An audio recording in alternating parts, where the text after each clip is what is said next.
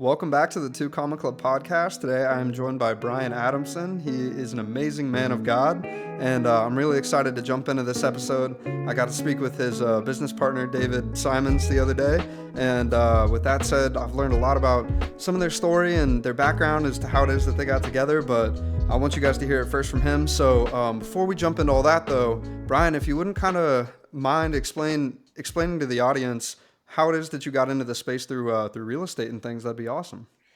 Yeah, first of all, thanks for having me, John. I just commend you on starting this podcast. It's very unique. Two Comma Club, so you're finding people, I would imagine, from all walks of life that have somehow accomplished something very similar in this frame of business. And so I just applaud you on niching down on something that's unique, man. And I'm grateful to be Appreciate here that. today. So thank you. Yeah, I like to say that I'm a guy that lives his life by design rather than by default. And so I've been blessed with the ability to help others do the same. And so I grew up, I'm from the Midwest like yourself, John. I'm from Michigan originally, Detroit to be more specific, and grew up on the west side of Detroit. My family was blue collar. My dad was a firefighter for 25 years for the city of Detroit. My mom was a cashier at a grocery store for 25 years. So always had work ethic in me, but always had an appetite for more. And, unfortunately, in my immediate environment, I just didn't have a lot of exposure to that. I didn't know what an entrepreneur was, and the ones that were in the streets hustling. And so I kind of emulated that lifestyle early on as a late teen, got myself into some trouble. Then, ended up going off to college on a full ride academic scholarship, flunked out, lost that, had my daughter at 18, which is funny because literally last week I just officiated her wedding, which is crazy. Um, exactly, right. But during Congratulations. all of that, the craziness, found my way back into the church, gave my life to Christ, and truly can't articulate what all of that meant back then. But effectively, things started changing. I was fighting a case at the time, fully expunged from my record, never went to prison. As I mentioned, how my daughter turned out, been with my wife for coming up on our 18-year anniversary. We've been together for 20 plus years with our daughter. So by His grace, man, everything worked out. And I just always been curious about finding the right environment for more. And luckily, I had a buddy turn me on to real estate when I was a junior in college. Started pursuing that in 2006 and 7, which was crazy because I had no idea what was on the other side of that. But yeah, I just started investing, man. Just took a leap of faith, and so I got started in 2006. Did that for the last 18 years or so. Everything from fix and flip, wholesale, cash flow, bought apartment buildings, and then more importantly, for the last 7 years, been teaching people all over the world how to do the same through our real estate mastermind, which we've grown internationally in 4 different countries: Denmark, Japan, Afghanistan, all throughout the states. And one thing that Russell says that I love is typically when you start your business, you help who you were 5 years ago. So I left corporate America in February of 2019, and I started my real estate mastermind in 2018. So I was essentially helping 9 to 5ers learn that it was more to life and help them design a pathway to get out of the rat race.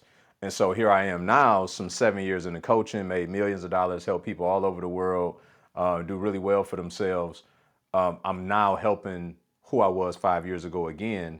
In fact, that David and I are now helping coaches, consultants, and experts find purpose while making substantial profits in the area of coaching.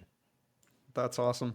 That's a really cool backstory you got there. I love how your perspective and the way you talk about it right now sounds like you've been through some moments that some might consider like moments of adversity, but you have such a like leading with faith kind of mentality around it, where you look back on it and you're like, it was all like exactly how God needed it to be to get me to where I'm at today, and that's really cool. Yeah. 100%. 100%. Romans 8 and 28, it's not happening to us, it's happening for us. Amen to that, man. I love Yeah, it. So let's dive into a little bit of the marketing side of things in your journey around the real estate side of things, and then we'll go into the stuff that you have going on now. sure. But when you first started, like, what were you doing to kind of get discovered in terms of generating leads and relationships and things? Content. Content, which is funny because it's probably of all our coaching clients, the number one gripe is creating content, right? I don't know why still today people hate to cut the camera on and do what we're doing right now, but content is king, man. We're in a world now where nobody cares about your business card or your website. They care about when they Google the name that's on that business card or website, that they find something that's better than what they already see in front of them, right? And so you got to have a social footprint. I knew nothing about a funnel. I knew nothing about a pipeline. I knew nothing about any of that, but I did have enough wherewithal to at least film myself while I was out in the field doing the stuff that I was doing and helping people, and people paid a lot of attention to it. That's what's up. So, once people kind of discovered you and what you had going on through your content, what were some of the mechanisms you were using to build relationships with those individuals and essentially nurture them? That's a great question. So, interesting story, right, of how all of this started for me.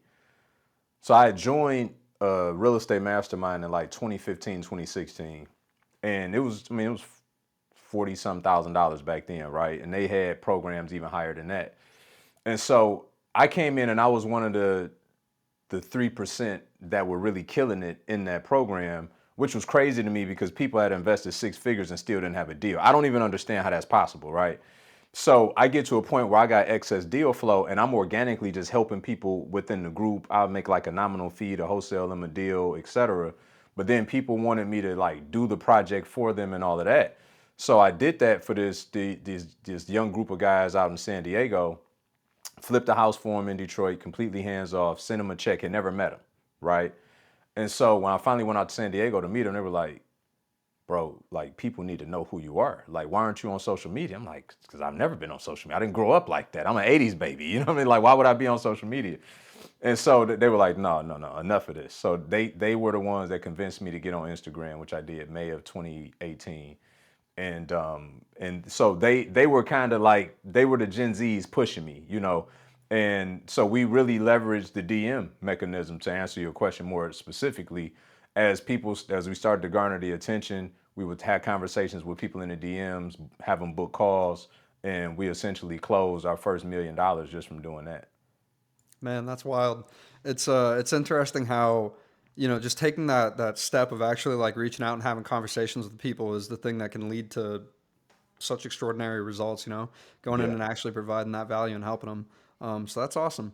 So from there, you told me about how you're transitioning into the next steps. Kind of help the audience bridge that gap there, like what's going on and how you feel you're being called to go that way. Yeah. I like to call it divine agitation, right? You get to a point where you get really good at doing what you do. And that was me in the real estate mastermind. I love all my students that's come through over the last 7 years to watch their development, watch many of them retire from work as I did, build generational wealth, all those things. But if I got to be honest, it got to a point where I could do it with my eyes closed and half sleep, right? And God being the type of God that we serve, he's always going to call us to more if we're at least open to it. And he started tugging on me with this divine agitation, as I called it, late last year. And he was like, yeah, it's coming to a close. What's coming to it? This thing that I've been doing for the last 7 years since I left, it's like, yeah, that thing is coming to a close. I got some other people I want you to help. And so, I just started to pray more and talk to the people in my immediate circle about what I felt I was sensing, right? David being one of them. And we started having these weird dreams to where we were seeing each other in each other's dreams, right? And so we would talk about it and we couldn't really put all of the pieces together, but it would be stuff like me teaching at a whiteboard and he would be somewhere in the audience, right? And then he would have some weird dream of us being at an event together. And it didn't make sense. And then late last year, we were like, you know what? I really feel like we should just try something. And so we launched this Buy Back Your Time challenge, wanted to show people how effectively through the right funnels and mechanisms, you could work 100 days a year and make $1 million. It's just a fact. If you got the right setup from your masterclass to challenge funnel, all the rest of it, and we know because we've done it, right? So we did it and it was a success. Like we had a minimum viable offer. People took the offer. We had very little marketing behind it, did well. But what we learned there was that people were more, while they were interested in making money, but they were more interested in who they needed to become. That was like the common theme. More people were just asking questions about how we evolved into where we were, similar to what you're doing right now. And so we scratched the name Buy Back Your Time and we made it Purpose to Profits. Like what we got from that were people really trying to find purpose in the midst of making money. And so we changed it to the Purpose to Profits Challenge. We launched one earlier this year, and we were launching our second one at the start of next week. And it's been absolutely amazing. We know we're exactly where we're supposed to be right now. Heck yeah, that's awesome. I think that name that you mentioned, the purpose to profits, it really resonates with me a lot. Like similar to yourself, around a similar time period is when I left corporate America, and the main reason I did was because I was seeking more purpose in my life, you know, and that was the thing that drew me to all this stuff. So I think you hit the nail on the head there for sure. Yeah. With that being said, I'd love to dive into how it is that you and David got connected initially, and how that relationship has grown throughout the years. If you want to save time on watching all the episodes, but still get all the gold nuggets that we find from interviewing these 7, 8, and 9 figure entrepreneurs, then you can get all of that inside of the 2 Comma Club newsletter. Just go to 2ccnewsletter.com and subscribe. My best relationships in business have been a direct result of obedience and investing in myself to get in the right rooms. Hands down. For the last 10 years, every relationship that's moved the needle most in my life has been a direct result of me making an investment in myself and not knowing that God was going to bless me on the other side of that investment in ways that I never thought that he would bless me on the other side of that investment. And so late December of 2022, a lot of things had happened. I had lost my Instagram earlier that year, which was the predominant source for all of our income generation for 3 years at that point, or 4 years. I had to start over from zero. I got very frustrated. I thought that God wanted me to stop coaching, obviously, because you just shut down my main source of marketing outside of paid traffic. And it wasn't that. He didn't want me to stop doing it. He wanted me to stop doing it the way I was doing it. And so I ended up finding this 5-day challenge, or it found me, however you want to look at it. And it was, the interesting thing about it is that 2 days before the challenge was supposed to start, my father-in-law passed. And as one could imagine, right? Like spouse, neither one of us had lost a parent. Most would just say, "Oh, yeah, I just can't go to the challenge." My wife, through her grace, God's grace, she was like, "No, I think you should go." Right? And so I would get up and do my thing with her and get her over to her mom's house, because we were in Detroit, obviously, at the time. And I would go back to the hotel room and attend the challenge. That challenge forever changed everything for me, because up to that point, while we had made millions of dollars, we were still doing one-on-one coaching. So I didn't have the time freedom that I really desired, but it was still better than punching the clock. And it certainly gave me a lot more purpose. But doing one-on-one coaching, you can kind of pigeonhole yourself if you set your business up that way.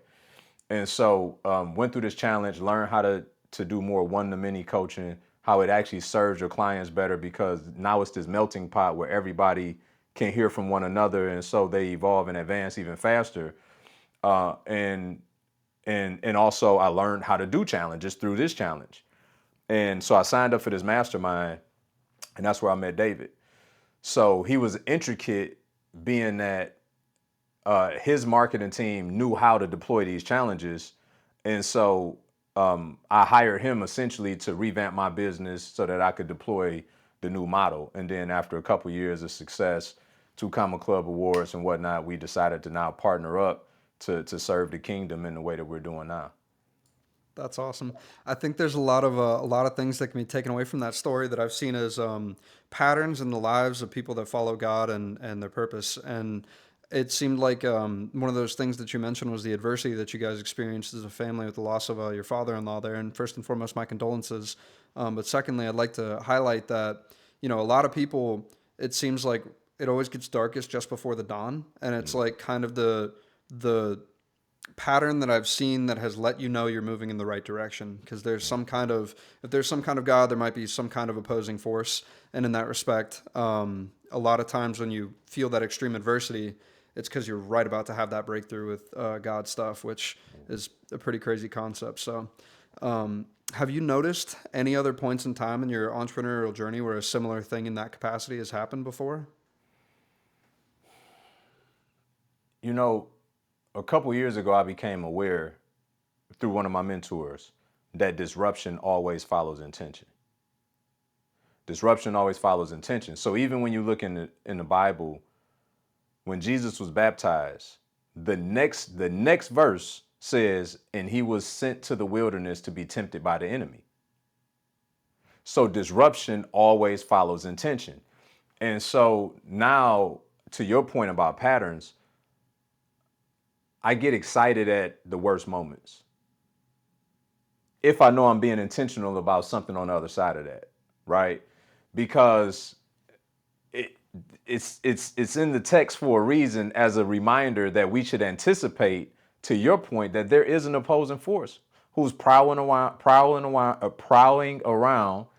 that wants to devour us, right? So if we're being intentional about operating in our gifts and our purpose as God intended, then we should know that there's somebody out there that don't like that. And so when you get the flat tire on the way to the thing, doesn't mean turn around and go home. It means get some air in that tire and probably keep going as fast as you possibly can.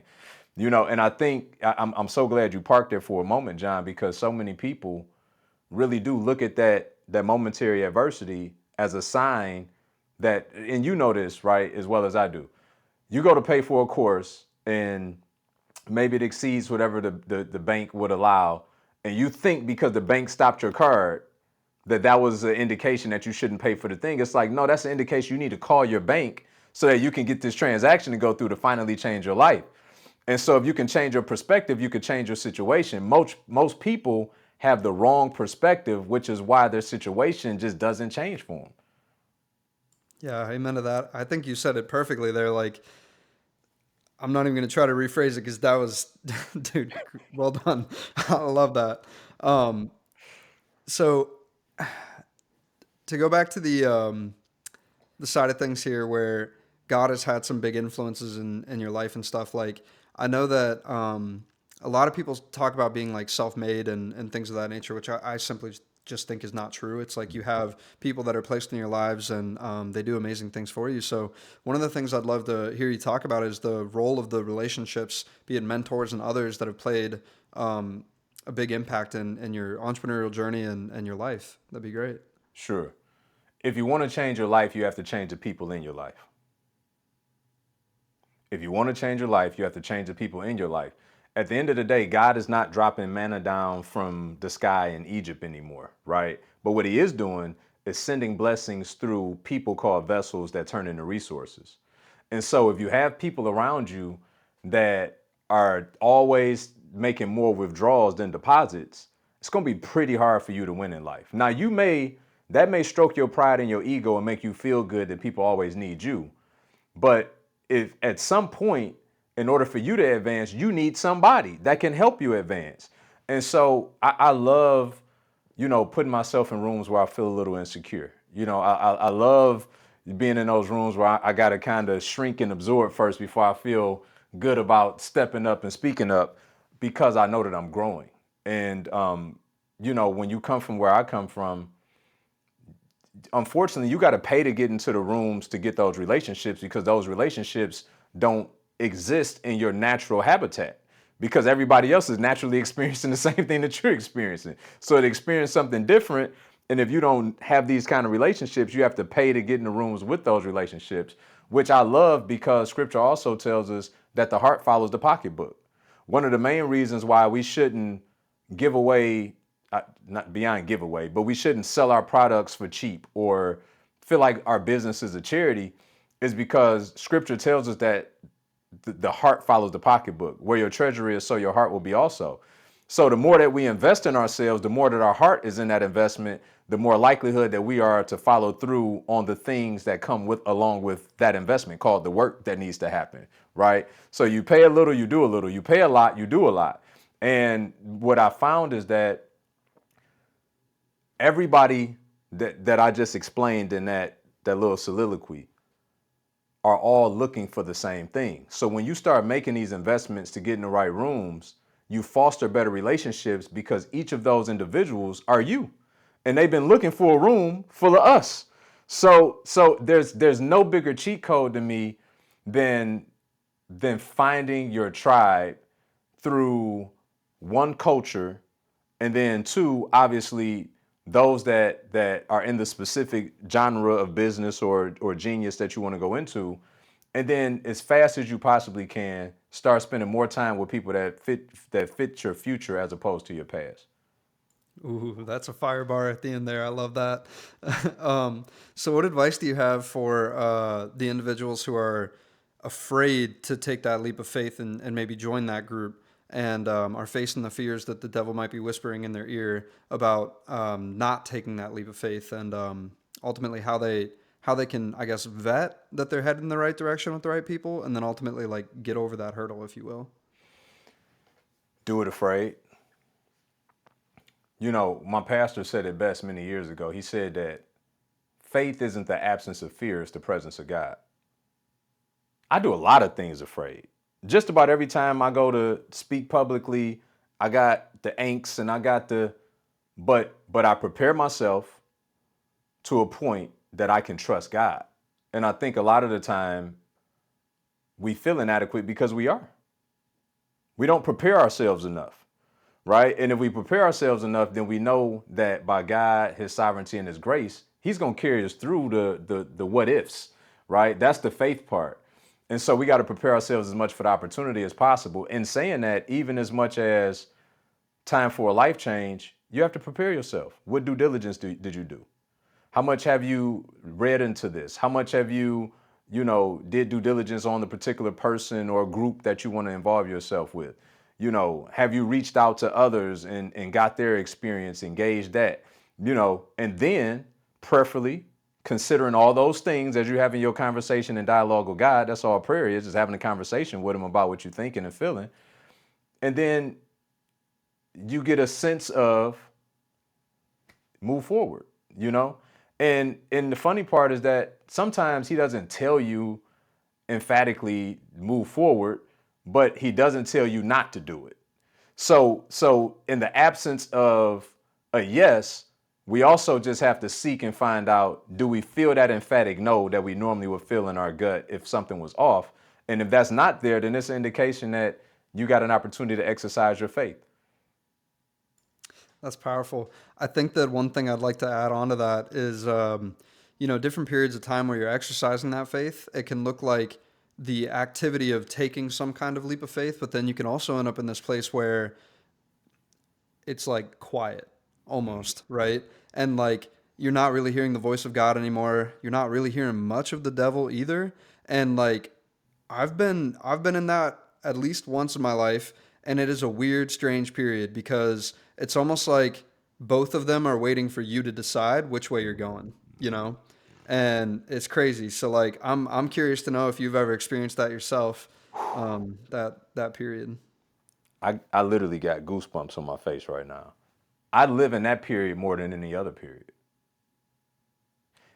For whatever reason, like June 20th, 2020 is when God told me to start investing in real estate. And then last year he told me to get rid of it all.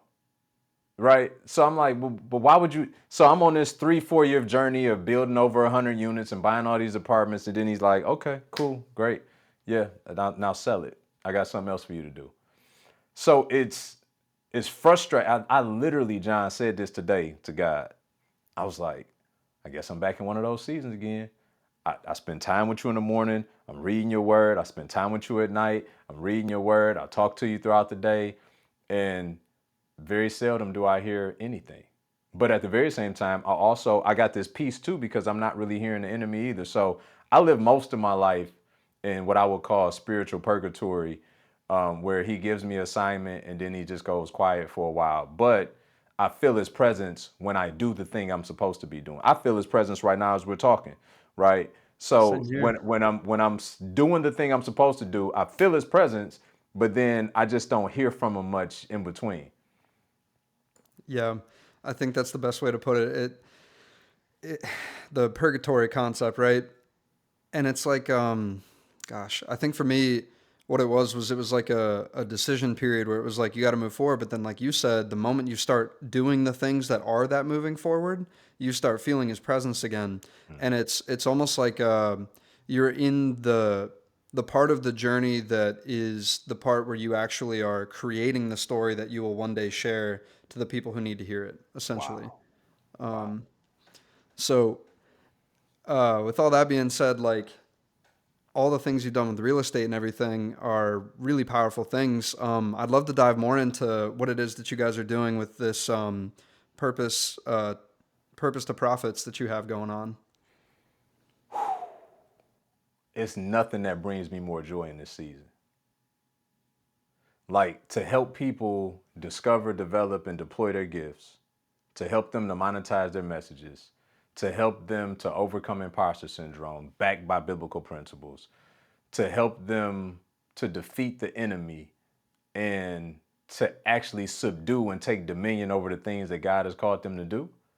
Bro, it's nothing that brings me more joy. Oh, and we, by the way, we get paid to do it too. If we left that part out, right? So it's like it's nothing better to do than that right now. And it's not work at all. And it's a lot of work, right? But it just doesn't feel that way because, God set this thing up in Genesis. First thing he told man was to be, right? Be fruitful, do multiply, have dominion. And that becoming part is the most important part, which is why he told us that first. And, a lot of the time we think be fruitful as in terms of being reproductive. It's like, no, fruit is any living organism that has a seed inside of itself, which that's us. And so God put a seed of his creativity in us. And our lot in life is to put ourselves in environments to make manifest outside of us the thing that he put inside of us. And so that's effectively what we're helping people do right now while putting them in position to make a great living. And it's almost like disciple making, to be honest. Like I hate to make it sound too biblical, but it just is. It's like fulfilling the Great Commission, going out in the world, making more disciples, and making more money for the kingdom while doing so. That's really interesting. That last comment about the making money for the kingdom, because I know the Bible talks a lot about basically like the idea of abundance, right? And like the world is abundant and everything. And I find that, have you read the book Outwitting the Devil by chance by Napoleon Hill? I started it, John. I can't lie. It was so deep. I lost connection somewhere through it, but I did start it a couple years ago. Yeah, no worries. So, in it, what was interesting was they talked about this principle of fear of poverty, basically. And it's Okay. one of the main tools that the devil supposedly uses to keep you under his control for not using independent thought, right? And so, with that idea in mind, I love that you mentioned the idea of like making money for the kingdom because it's like it shows the difference between being abundant versus being scarcity minded in that respect, which I find it fascinating. Um, so on that same topic, like, what have been some of those mindset shifts that you've had to make throughout your lifetime as you've been growing as an entrepreneur and a man of God, um, to head more toward the abundant side and away from the scarcity side? I think I've always done well with the abundance piece. I mean, I've been taking risks since I was a teenager for money, right? So I think my perspective on that has been a little bit different. I think my biggest thorn has been stewardship, probably more than anything, and not just monetarily stewardship, because I grew up in a very consumerism type of environment. Like, if you don't wear it, you ain't got it. If you don't drive it, you don't got it. If you don't buy it. So I grew up, so I had to work myself out of that. Um, but I think one of the biggest pieces for me has been understanding in business that we're stewarding over people. Like initially, it was about making money. It was like, okay, I learned how to get rich legitimately. But then it's like, whether it's real estate or otherwise, there's people involved. So God is most concerned, Matthew 6:33, seek ye first my kingdom and his righteousness, and all these things will be added. He's made us king or queen over our specific assignment, given us dominion over that, but also entrusting us with everybody that comes in contact within that ecosystem. And so I think for me, my biggest growth in business as a believer has been understanding that point more than anything else. Like if I really seek to serve my assignment, if I go above and beyond for the people that he's called me to serve, I never have to worry about money. Which is so helpful for me in sales, that I'm detached from the outcome. And we train. I think that's also what's unique about Purpose to Profits is that most people are kingdom minded. So most believers feel weird about transactions. They just do. They, whether they admit it or not, they feel guilty about charging their worth. Somewhere along the line we were taught that wealth is wicked and poverty is piety. They're scared of money. They're scared of success. And so our methodology of how we teach them how to sell has been one that I've adopted as God has evolved me to where I'm so detached from the outcome. One, I pray before every sales call because I never assume that the sales call is intended for me to get some money from them. I just don't. I believe that they were put on my calendar today because God wants me to get something to them. So when I get on with their heart posture, they can sense it. Like I really don't care whether or not I close, but I'm prepared and I'm skilled enough to do that if the opportunity presents itself. But there's been times where I've been on a call with a 50-year-old woman who was going through something traumatic in her life that she wasn't ready to be my client, honestly, based on her current state. But that didn't stop me from being able to aid and assist and pray for her on that call, whether she became a client or not. So I think those have been some of the biggest takeaways for me is just understanding that while there are transactions in business, that God's more interested well beyond transactions. He's interested in can he use you as a vessel day in and day out to answer the call of whatever it is that he needs you to do. Amen to that. It's very focused on being a servant rather than, I don't know what the word I would use is transactional, and really putting people's needs above your own and serving in that respect. And, one of the things that has been a recurring theme that we've talked a lot about in recent episodes has been the idea of like planting seeds and how like all the seeds you plant, you end up reaping what you sow later on. And if you start with the giving first mentality, it just comes back tenfold, and you do it in a way where, as you mentioned, like you're there to help them. You're not focused on your outcome. You're serving, and that's really cool. So, in your experience so far with this new venture that you're involved in, what have been some of the client success stories that you guys have had going through this opportunity and helping and serving people? So I had a call with a guy. This was actually before he became a client. It was a strategy session, and he had grown his insurance company. He's doing like IULs, life insurance. So he grew this insurance company to 130 some agents. So he got on a call with me initially to figure out how could he better serve like his downline, so to speak. And so as we were talking through it, I'm like, wait a minute. I said, I get that, but just 1 second. I said, in 5 months, you built this thing to 130 some clients. He's like, yeah, yeah. He was like, yeah, I think we did like 170 grand last month. I said, wait a minute, man. Because his whole modus operandi was that he wanted to give more. He's a kingdom guy. I said, well, God's in the multiplication business, right?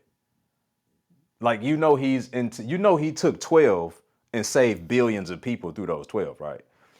Like, I'm like, why not go make more views? So unbeknownst to me, we were having a challenge and he came, and day one, before we taught anything, he was like, I gotta let Brian know that 1 hour call I had with him. He said, I was gonna make a different offer to my agents. He had a birthday party, and he was like, I called 6 of my top agents into that room and I made them an offer based on everything that Brian and I talked about. 4 of them took it that night, and 1 person took it the next day. It was a 30K offer. He made $150,000 from a 1 hour strategy session that we had. From shifting his perspective, changing his belief system, and showing him a different way and a different approach of how he should be looking at things. And now, I mean, he'd be embarrassed for me to tell you this, but he did like another 300 grand from that offer already in less than 2 months. Man, that's wild. That really goes to show, first and foremost, the power of what you guys are able to help people do, but then secondly, like how much I really the message I took away from that is how much your mindset impacts like the results that you get, right? And it's like being able to have that open mindset to the idea of being able to charge such a significant amount first and foremost, and secondly then serve people to the degree that dollar amount actually like is worth, if that makes sense. Oh, Um, 100%. so I'm curious to know like during the time period that you've grown as a business owner and stuff, how your mindset around the dollar amounts that you guys charge for certain things has played a role in really, I guess, the mindset that you've had about your own self worth and then also the self worth of the stuff you guys are offering and things of that nature. Yeah, I'm a firm believer a seed can only reproduce after its own kind, right? So one of the best ways to get over, like buyer scarcity or selling scarcity is to make that investment in yourself. Because a seed can only reproduce after its own kind. It's easier for me after investing 40,000, 50,000, whatever the number is, for me to then charge that because I believed enough in me that I invested in me at that level. So I feel like if you believe enough in you, you would invest in you in that level, right? Has it always been like that? No. Even after I paid, 40 some $1,000 for my first mentor, and it came time for me to have my first program. My first offer was like $5,000. And thank God there was a vendor of that mentor program that I was in who we became close friends, and he became like a de facto mentor for me. And I told him all the services. It was a done for you thing. He was like, "Are you okay? Like you kind of need those people around you, right? This guy probably worth 50 to $100 million now." And he just like, "Sir, are you okay?" I'm like, "What do you mean?" I'm like, "We're doing X." He said, "I know what you're doing. That's why I'm asking, are you okay? Like, I don't understand. You charge how much again?" So he's like, "No, just please stop doing, like, whatever you do, just stop doing that." So we literally took that offer. He bolted on some of his services so we could serve the clients at an even higher level. And we changed that offer within 6 months to like 40,000, and then it went to 47,000. We did $1 million in 8 months from having the right person in my life to tap me on the shoulder and say, "What are you doing?" You know what I'm saying? Man, that's wild. Yeah, and from that, I've never looked back. Like that was 2018, late 2018. So I've never had a problem with selling. I mean, we've got 6-figure coaching programs now. It doesn't bother me if I know I can get you a 10x result from the investment based on empirical data. I don't feel uncomfortable that you don't have the money. If anybody is to feel uncomfortable in a scenario, it would be you. Nobody has to, but I'm definitely not going to be the one to feel uncomfortable that you're not in position. One, it may not be the right time. Two, you may not be my client. And three, I just may not be your guy. Because if you're the cheapest, you're not the best. And if you're the best, you're not the cheapest. Amen to that. That's wild. That's some good perspective there. I've heard that. Do you by chance know who Bart Miller is? Bart Miller, I don't. He's the gentleman who has the offer that dresses Russell Brunson before he gets up on stage for FHL and stuff. Okay.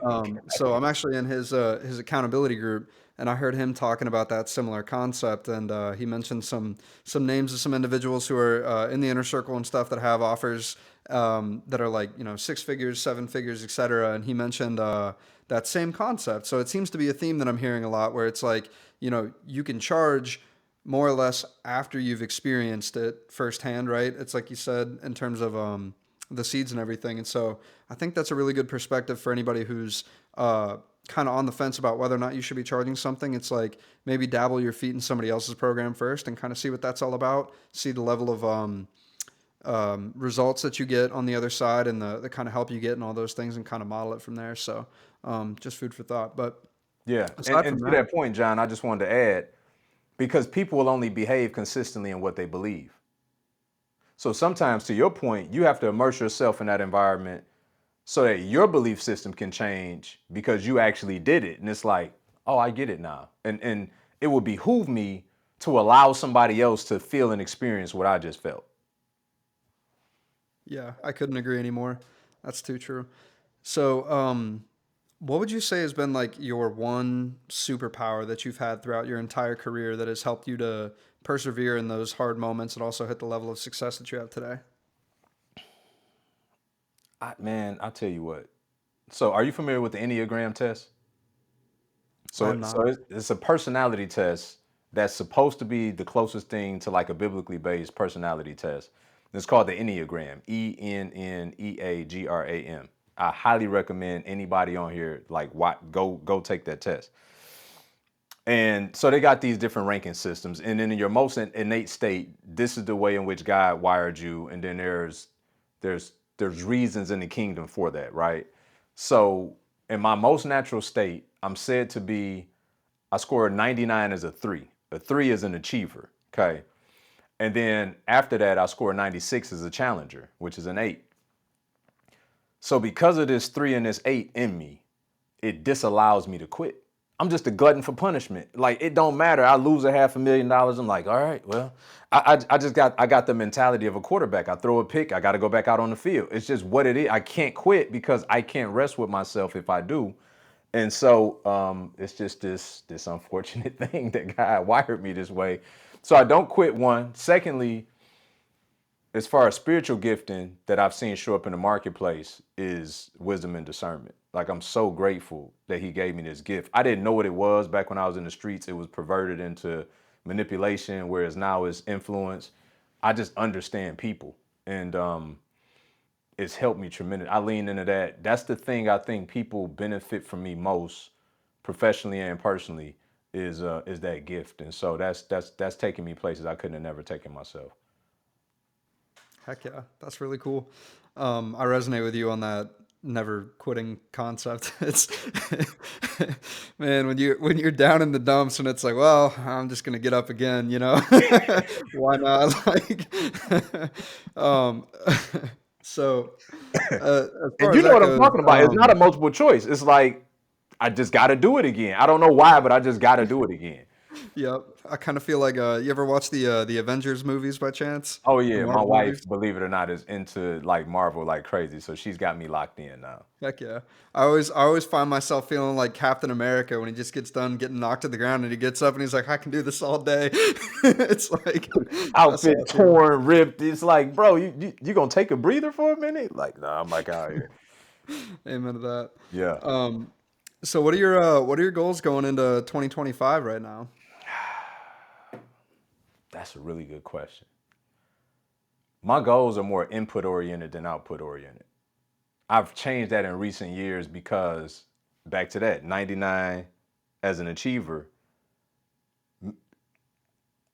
I create the most tension between me and God's relationship. Inadvertently, it ain't even funny.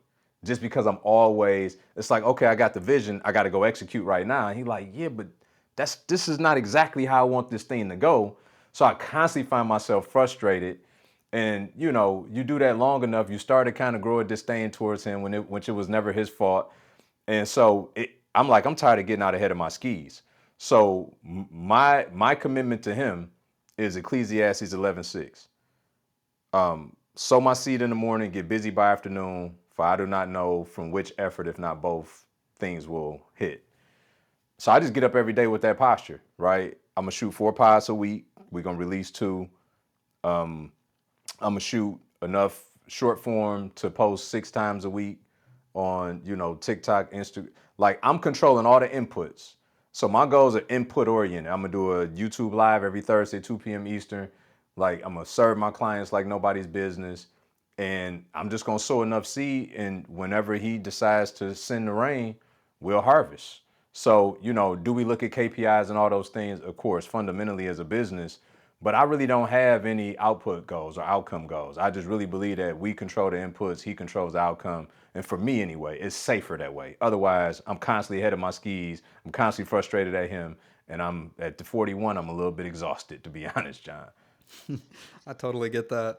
Um, the input orientation for your goals, I think, is phenomenal, and I think it's one of those things that you might be the first person that I've heard that from on the podcast, and we've done at this time 52 episodes. Wow. So I love that because that's actually been part of the messages that I've received from God as of recent is the idea of being more input oriented in my goals, and I think a lot of what it does is it allows you to be more patient, right? And like I find myself being extraordinarily impatient with my goals, and it's like that is my biggest bane of my existence, right? Because it's like that Captain America. Every time I get knocked down, I'm like, all right, now I'm gonna win, like, and then I get knocked down again and rinse and repeat.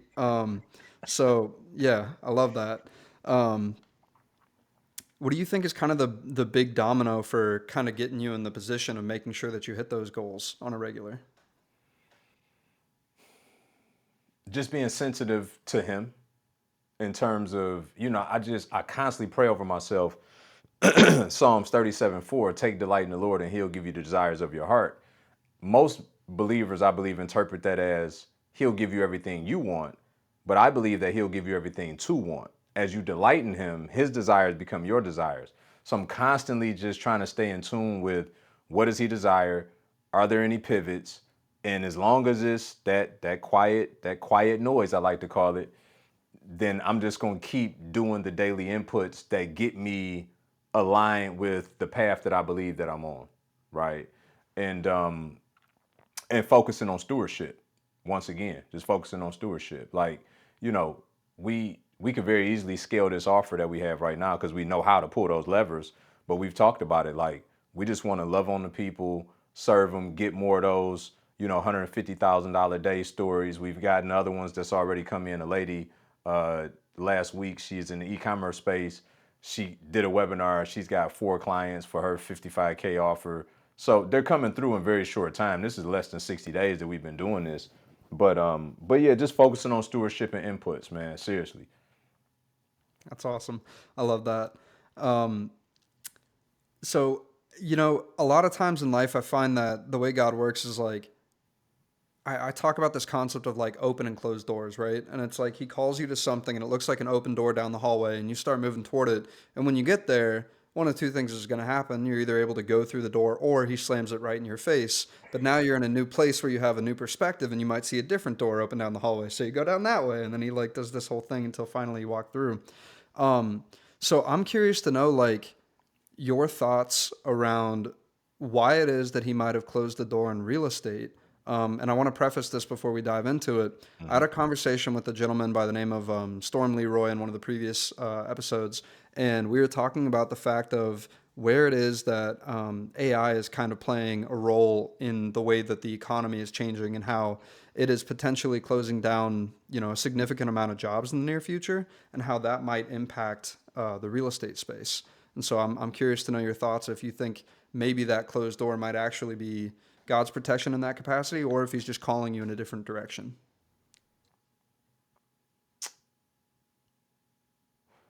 I hadn't looked at it from a technical perspective. That, I love what you just said though regarding the AI. The intrusion of that could definitely and will definitely, I believe, shake up the landscape for sure. I think for me, it's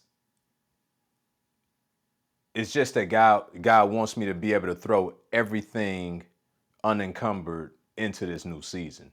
Like I really believe that's what it is. That even with 100+ doors and having property management and all the rest of it, it you know, albeit it's a weekly call, it's not like every day, but it is still a great responsibility. Why? Because people are involved, right? So certain levels of decisions still have to be made, all the rest of it. And I feel like he really just wanted to purge my environment to solely focus on everything that he has me doing in the season, which is quite a bit. Honestly, the Believers in Business podcast, we have a Believers in Business community, which is our continuity program. And then we've got our Purpose to Profits challenge as well as Mastermind. And so it's a lot, you know what I mean? Like when you look at it, and very Yeah. much so turned into a media company like before I knew it. So that in and of itself is a full-time job plus.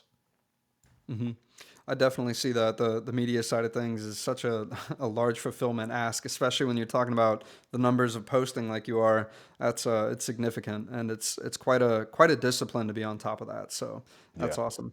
yeah. Um, One of the final questions I like to ask as we get to the end of the podcast is, given everything that you've experienced in life and everything, uh, in business and entrepreneurship and faith, um, what is the number one piece of advice that you have for future generations who may see this at a time period where, we're all gone and in the kingdom of heaven and everything? Like, what would be that one thing you'd leave for humanity at that time? You're never too young and you're never too old to get to know God. And how do you get to know anybody? Is by having a relationship. Demystify it, open up the book, ask him, even if you don't know if he's real, tell him that. Like, I promise you, you can't offend him. I've said some crazy things in my day. I promise you, you can't offend him. And he promises us that if we seek him with all our heart, that we'll find him, and that as we draw near to him, he'll draw near to us. The only reason why I'm telling you this is because you didn't create yourself. And the one that created you for a very specific plan and purpose. And so the best chance that you have at having success in life is to get with the one that created you, understand what his plan and purpose is for your life, and lean into that 100%. And the younger you can figure that out, the better. Because, thinking that age is a prerequisite, it's not. It's just you having a heart posture to say, I'm not my own. I was bought at a price, and I need to go and give my life to the one that gave my life, called Jesus, for me. And if you do that, you will start having success far sooner than most. I love that. Thanks for sharing that advice. I greatly appreciate it. And thank you also for your time today. If anybody wants to get involved in the challenge that you guys have going on, or any of your other programs, or even just to reach out to you personally, where can they do that? Sure. They can go to purpose, the number 2, profitschallenge.com. So purpose to profitschallenge.com. And then you can find me anywhere, Brian Adamson Official, Instagram, YouTube, and Believers in Business podcast, Which, by the way, John, I got to return the favor. I got to get you on the Believers in Business podcast, and we got to set that up, man. Thank you so much. I knew nothing to expect today, and this far exceeded anything I could have. So I'm grateful, man. Thank you. Thank you so much. Those are some kind words, and I appreciate it, and I'm definitely down to do it. Yes, sir. I'll catch you later, man. Have a good one. All right.